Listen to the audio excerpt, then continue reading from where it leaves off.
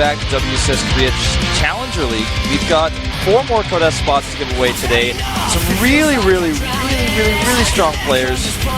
Some of the best players in the world, actually, who fell out last season are actually now fighting for the spots. Yeah. Once again, we have 3 mirror matches for you guys, and 1 Terran versus Zerg. And the Terran versus Zerg is probably the match that most people were waiting for today.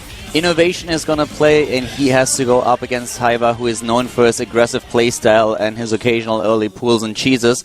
So that should be quite the interesting match. But we also have a couple of mirror matches for you, and those, especially after yesterday's performance from the players, could be really interesting as well. Yeah, Hurricane is playing today. KangHo is playing today. Like you mentioned before, Innovation versus Hydra, probably most people's favorite match of the night, just simply because you've got that story of the super cheesy player, the aggressive player, and he's going up against, you know, someone who was considered for a long time the best player in the world. Had some problems in Terran versus Terran, not being the best in shape right now, so he wants to get right back into Premier League. And another player that also wants to go back to the Premier League is, of course, Supernova, one of the Terran players that is going to play in the TVT later on today. He's going up against Bjonge, and that should be quite the interesting match as well. Supernova didn't have the best run. In his group, actually, there were only 2 spots, of course, who would advance, but there were only 3 players fighting for them instead of 4 since Jungbi retired. Innovation didn't win a single map and got eliminated. Supernova, of course, that is. So he wants to go back. Here we have the results from yesterday. Savage with a quick 2-0 versus DRG. A bit surprising, causing the upset here. Dongreku not looking in top shape there. Yeah, definitely not. Looking like he almost didn't care about game number 2 once he saw the links coming across the map. He looked very frustrated, Lead. Yeah, SOS versus Avenge, one of the best series we've had this season. Definitely go back and watch it if you missed it. Keen versus Dream, one of those weird team matches. And last but not least, Fantasy versus Sleep, an epic back and forth TVZ. Fantasy vs. Sleep was absolutely great, and of course today's games that we mentioned before, 3 mirror matches in total. We have Hydra going up against KangHo, Hurricane versus Hero to follow things up, and then Hydra versus Innovation before we head into the last game of the day, which is going to be Supernova versus Bjonge. You know how it is? It's funny. We have 3 mirror matches again today, just like yesterday, in the exact same order that we saw them yesterday, and the exact same matches. ZVZ, PvP, and then a TVZ. Actually, no, TVZ before the TVT, so I did mix that one up. Ah, darn. Yeah, well, we're going to have a pretty nice race distribution coming out of those groups today. So, once again, game number 1 is going to be the Zerg versus Zerg, and this is going to be quite interesting, because in the second round of the Challenger League, Hydra went up against Roro, and if you just looked at the match on paper, it looked like Roro would have a really good chance of advancing, but it was actually Hydra who was able to clinch out a victory with the same strategy that he used 3 times in a row, a very nice push with his roaches on 2 bases, and now he's going up against KangHo, who of course has watched all those games and might have a counter strategy prepared. And that game is going to be really interesting to watch. I want to see if Hydra mixes up his style, if he has something else in better for KangHo, on what exactly the LJM player is going to do if Hydra shows the same moves that he put out against Roro. KangHo is somebody I'm always so impressed to see is still around and kicking. He's such a fast player. If you look at his hands, he's considered by many to be like the fastest player with how his hands move on the keyboard. He's been around since back in the old days of the GSL. He got into a finals against his teammate Nest, lost 0-4. There's a lot of history in this player, and he wants to go right back up to Codas, right back to where his career really started. If you want to have a glimpse at KangHo's hands and how fast he actually is, you can go to YouTube and to the channel KangHo.tv. There's a playlist with, I think by now, nearly 30 videos of players playing an over-the-shoulder look of how they play. Slayer's Box as their innovation flash, and amongst them is also KangHo. So have a look at that. The channel on YouTube is KangHo.tv. We are going into the first game at the WCS Challenger League now, though. Zerg versus Zerg. KangHo up against his opponent here, up against Hydra. Game number 1 with Colin Wolf.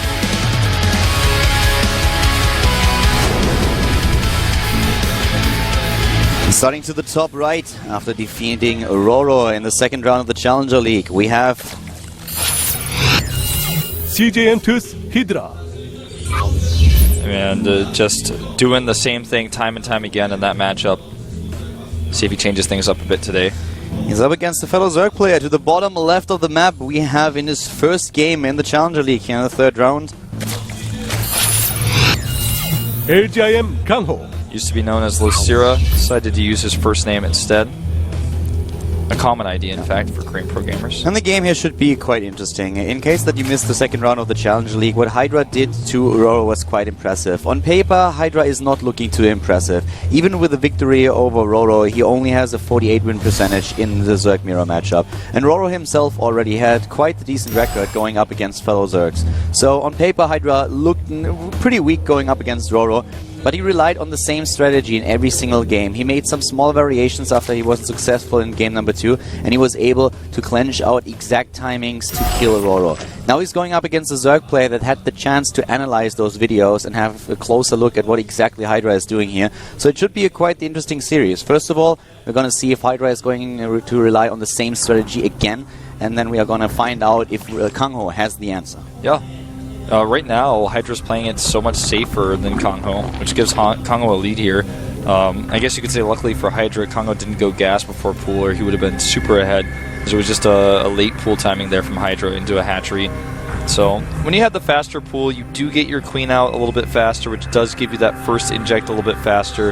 But when it comes to the actual larva production at both hatcheries, it does put you a little bit behind. KangHo himself actually has a 61% win ratio in Zerg vs Zerg, 13 maps won and only 8 lost, so pretty decent record going up against Zergs. His recent accomplishments were victories in best of 3s against True and Songdery, that was actually in the Premier League. And if he wins this game, if he wins the best of 3 here, then he's going up into the Premier League again. With him dropping out in the second round, he's of course going straight into the third round here and has only to win a single game in the Challenger League to go back to the Premier League. But Hydra, he has other plans, and he's currently already scouting what exactly is going on. The same is of course true for KangHo, both of them with the Overlord now at the other side of the map here under Addict Watcher, finding out about the timing for the hatch. And that is the first time where Hydra actually sees that there's a different timing for KangHo's own hatchery. Yeah. And he actually comes in here, tries to snipe a drone. And oh my god, wow, he almost had to use the extractor there, but didn't even have to. Great control by both players. Hydra saves his lane.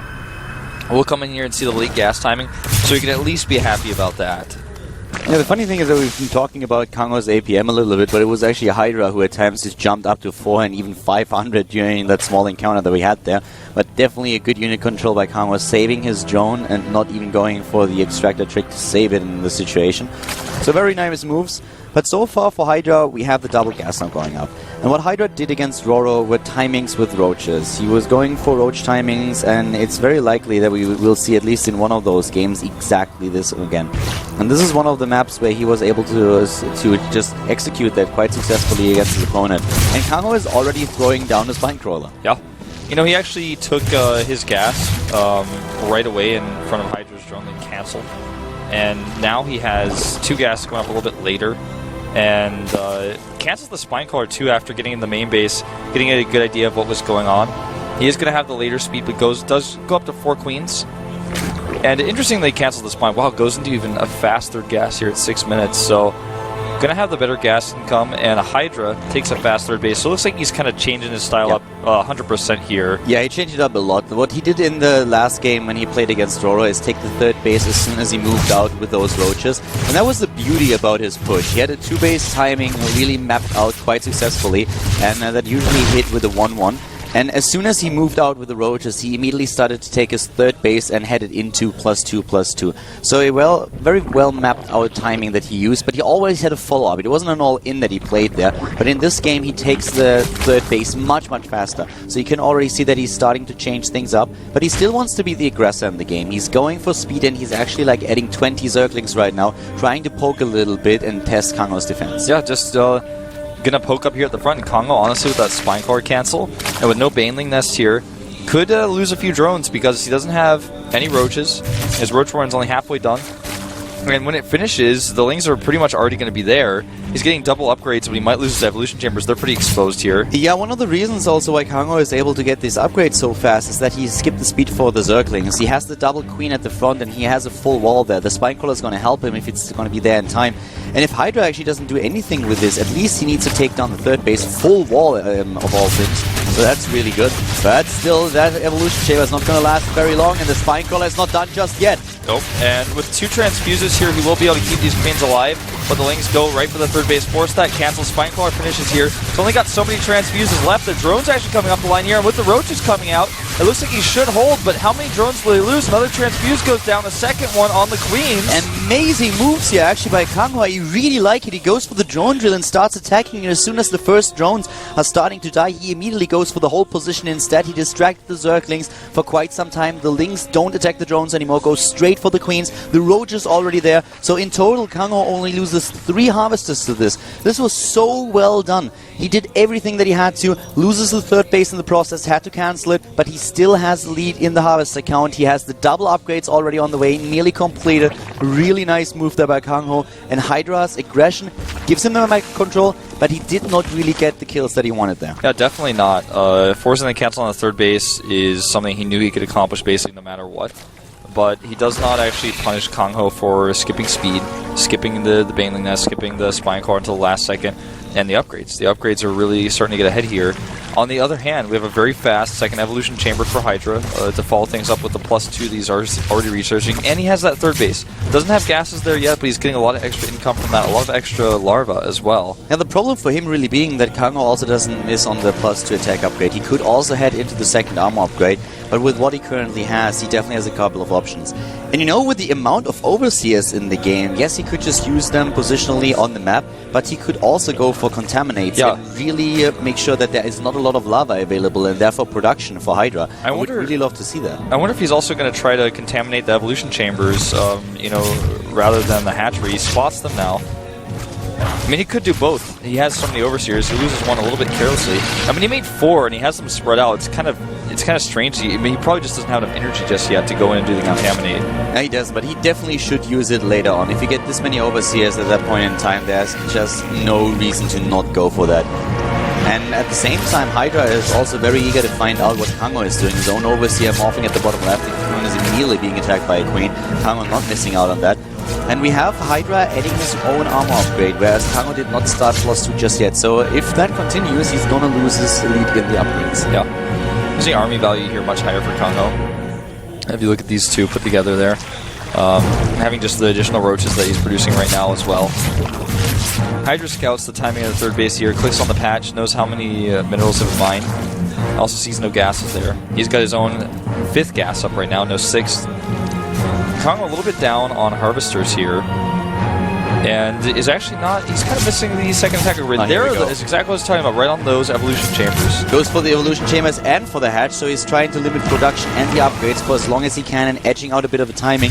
And that's one of the reasons why I'm a little bit weirded out that he doesn't get his own +2 armor upgrade a little bit faster. Because if he's really determined to hit a timing there, it would make a lot of sense for him. Yeah, but I as is, agree. He already buys himself a couple of seconds and makes sure that he is not on the receiving end from a timing attack with upgrades. So that helps him a lot. And he can always go in and do it again. Yeah. Big group of roaches here. And, you know, he's going to have +2 a little bit faster, but I mean just a little bit. And actually that may be all he needs if he attacks right now. He's actually attacking with +2, but the concave, it's basically a surround here for Hydra. I don't think that it really matters though. He has a massive attack upgrade lead. It's not only the attack upgrade, it's the armor upgrade as well. The concave on the other hand, as you already mentioned, much better for Hydra, and he's actually pushing him back. His upgrades hit during the fight. It was only the initial seconds where KangHo had that lead in upgrades, and when it vanished, the concave came in play for Hydra, and he forces him back. Yeah, forces him back and goes for the chase, actually forcing KangHo to split his units into 2 groups. And they're both going to kind of walk away. And the funny thing is they both have dead even upgrades now, and there's the +2 for KangHo, a little bit late here. With a bit of faster attack, I don't think that a concave would have mattered at all. He was in a position where he was going up against a single attack upgrade with +2 attack and 1 armor, but he just was a little bit too late. The first shot, the first volley hit with those upgrades, but then the second one was already when both players were in the exact same amount. So a bit faster for KangHo, like 10 seconds maybe, and he could have really capitalized on that lead in the game. Yeah, you know, 10, 15 seconds makes all the difference. I mean, every single roach volley that has the attack upgrade and the armor upgrade negated there would have done so much more damage. As it is, though, Hydra holds. He's still getting behind in upgrades because KangHo goes for +2 armor. On the other hand, he's switched his tech, going into, you know, just, I don't want to say switched his tech, but he's bolstered it. He's added some Hydras into the back to do some extra damage. Yeah, Hydra's going up against the Infestors pretty soon. KangHo with the Infestation Pit nearly done. Both of them still active on the map, and this additional set of overseers that we saw a few seconds ago is heading in once more, so KangHo probably going for the production this time, but hydra is kind of giving him a taste of his own medicine, also moving in with overseers for the contaminate, moving across the map, and of course with the hydras in the mix now, he can suddenly take down all of these overlords that we have on the map.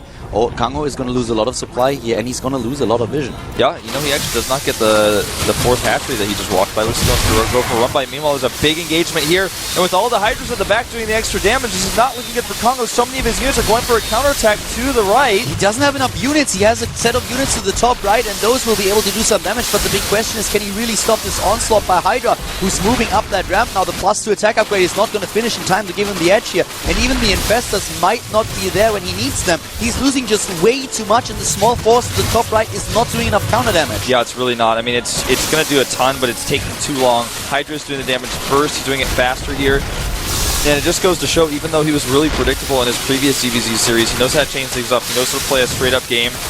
And he is taking KangHo apart bit by bit here. A few more roaches popping out, and that's it. GG. GG in game. Hydra takes the lead in the best of 3 series with a victory on the Relic Watcher. Now 3-0 ZVZ here.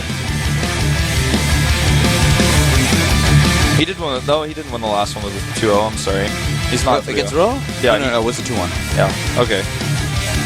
A really nice hold by Lucira in the early game. That drone move that he had there was very well thought out, and it gave him a little bit of an edge in the game. But as it happens, Hydra in the long run, just the better player here. The timing attack that Lucira was trying to execute, supported by the Contaminate that he used on the Evolution Chambers, didn't really work out for him. He was a few seconds too late to really capitalize on it.